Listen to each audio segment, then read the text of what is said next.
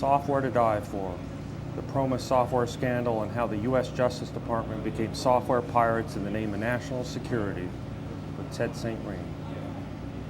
Or Teed, if you prefer. Brought to you by ToorCamp and ToorCon.org. Check them out. www.mediaarchive.com proudly presents this material. Thank you for watching. Also check out www.promisscandal.com. You know, the rule of suicide, but you know, it's funny, I had another good friend of mine, another father figure of mine, ended up dying the same way. Not just one, but then another gunshot to the head. So, of course, he didn't make the claim that he'd never kill himself. And then anybody know who this is? Mae Brussell. She's basically responsible for starting all this. All the conspiracies, all the 1960s, you know, anybody heard of the gemstone file? Google that one, the gemstone file. She's not involved with it, of course, but it was, it's like one of these underground white papers that spread from, underground activist to underground activist. This is the way it was. It's basically a timeline of the Kennedy assassination, the gemstone file. But anyway, so Mae Brussell, rest in peace for her, too. She's a great gal. She had a radio show and all sorts of stuff out of the Bay Area. Amazing. And then, once again, my friend Ken Thomas, he's pretty much the only surviving, journalist left reporting the story. And once again, with Jim Keith, he wrote this book called The Octopus, available on Amazon for like a couple bucks, used.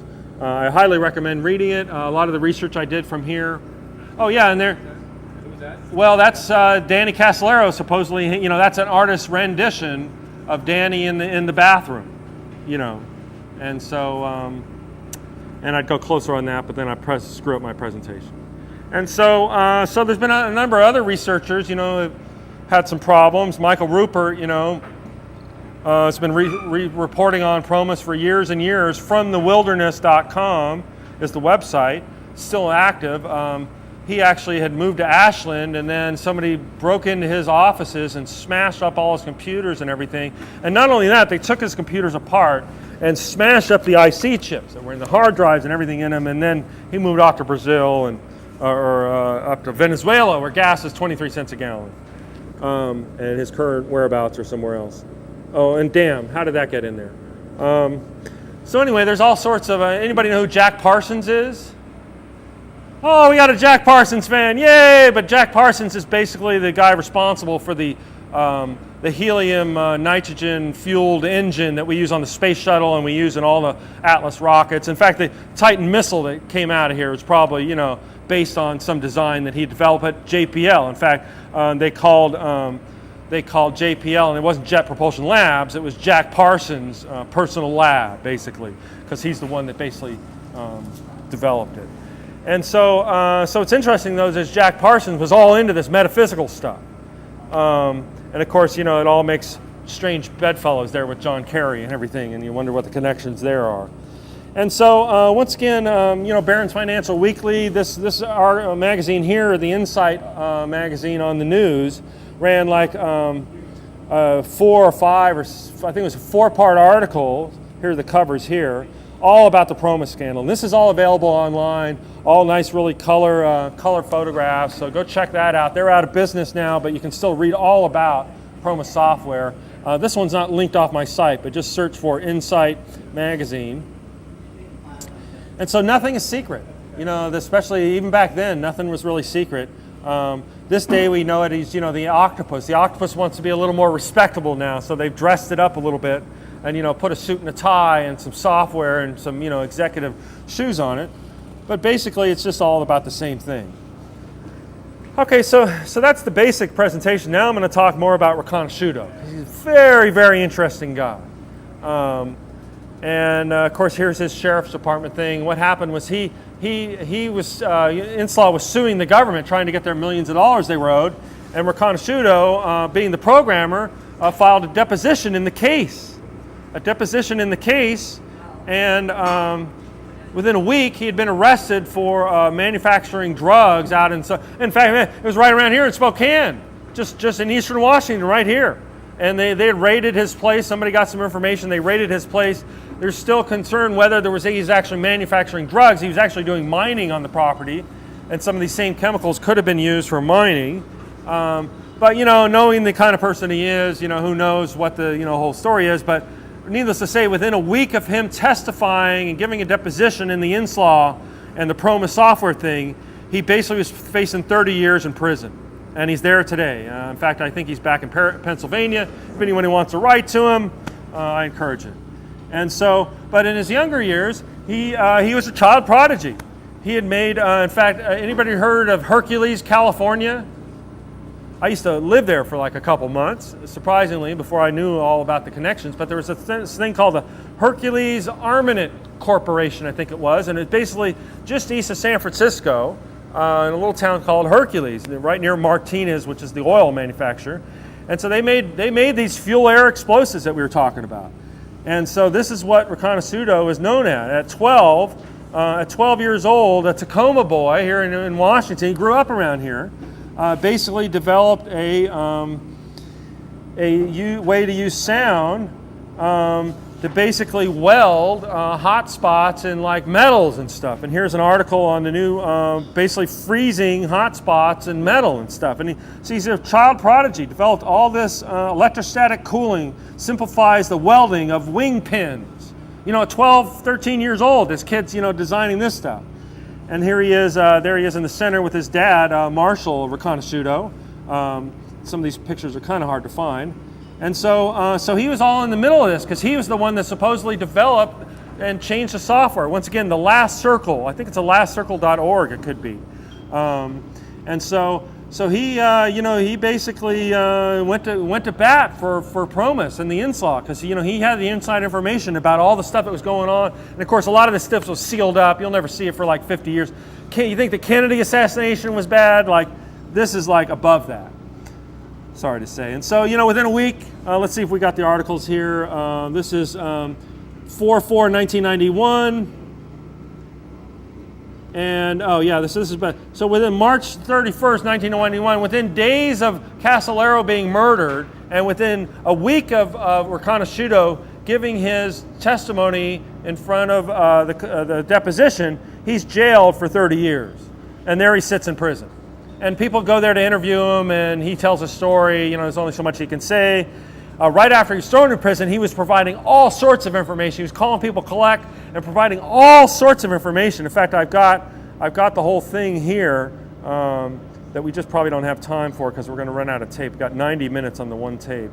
And so, but what's very interesting is that back, he was the guy that met with Osama bin Laden, or Tim Osman. There's a Michael Osman that presented here. I found that very interesting that, Tim Osman, was Osama's name that the CIA had given him. And so once again, there's all these basically different stories. And here's an example. They were when he met with Osama bin Laden, they were there to discuss how to get Osama some of these man pads, these air surface-to-air missiles that they need to shoot out these Russian fighters, that we were fighting against here on this missile base.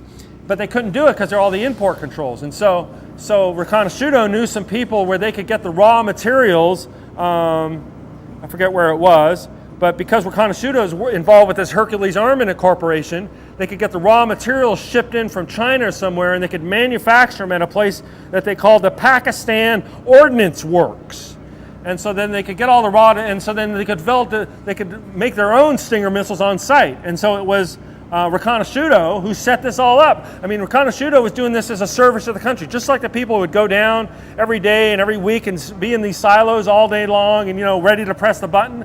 This is what Riconosciuto, he was fighting the enemy, supposedly, this big puppet enemy that they had created, called the Soviet Union, And so Riconosciuto is all over the place. Here he is, and he was a narcotic. He was in the narcotics field back when he was working, secret clearances and stuff. He was working in narcotics and stuff. Of course, you got to be working in narcotics to be able to know enough about narcotics to be able to smuggle drugs for the CIA and the DEA. I will add.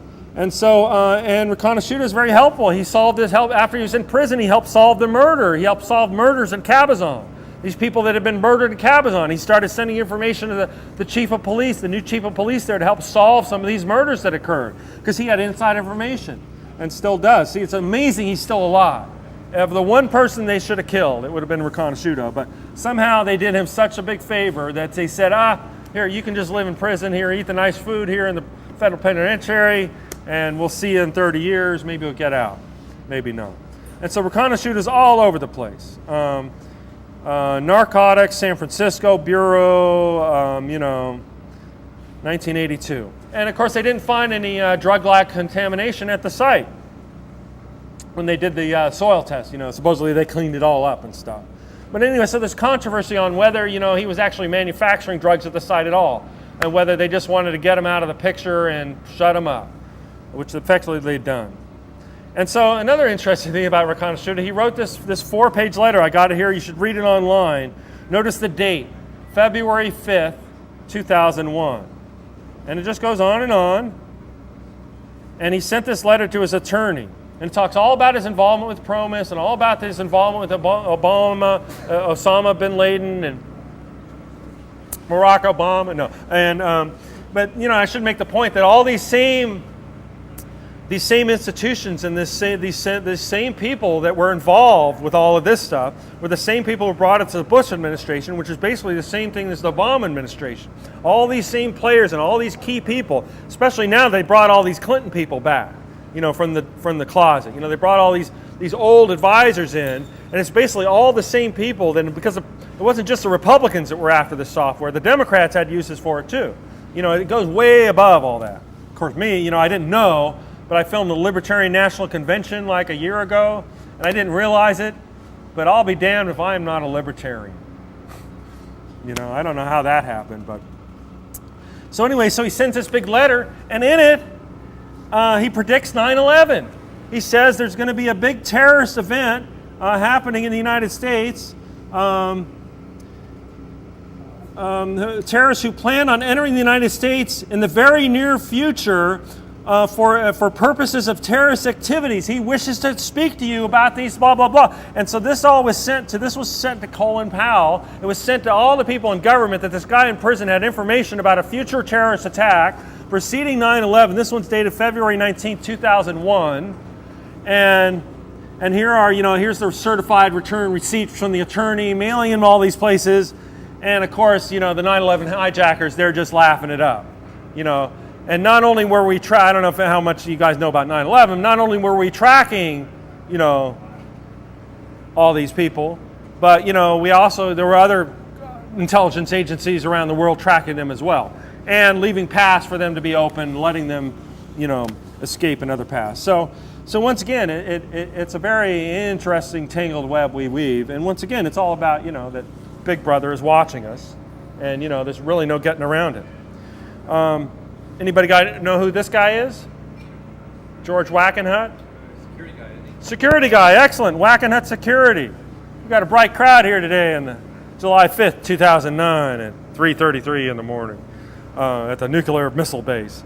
And so what's interesting is that Wackenhut handles security for all the nuclear installations. In fact, if this base was still an organization, Wackenhut, it's basically the private FBI. When you retire from the FBI or the CIA, you go to work for a Wackenhut. They find something for you to do so you can live out your wee years in the twilight of nuclear security. And of course, they're best known for handle security at the infamous Area 51. The only UFO I've ever seen in my life has been flying over Area 51.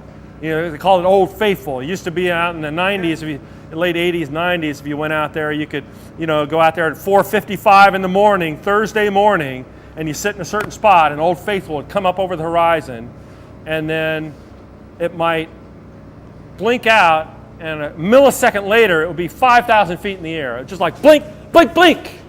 And there's no physical way that could happen, like with today's technology.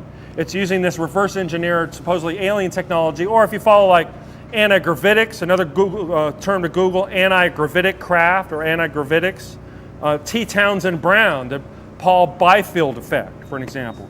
And so all these technologies have been developed. I don't really necessarily believe that UFOs are coming from extraterrestrial civilizations. I mean, they exist out there, I'm sure, and they've probably been here many times, and looking for intelligent life, and of course didn't find any. But a lot of the technology we have, these UFOs, they can all be man-made. In fact, there was a big air flap from the big UFO air flap of 1897 where a series of UFOs were seen flying over a Texas town in Texas, and supposedly they were developed right here in the USA.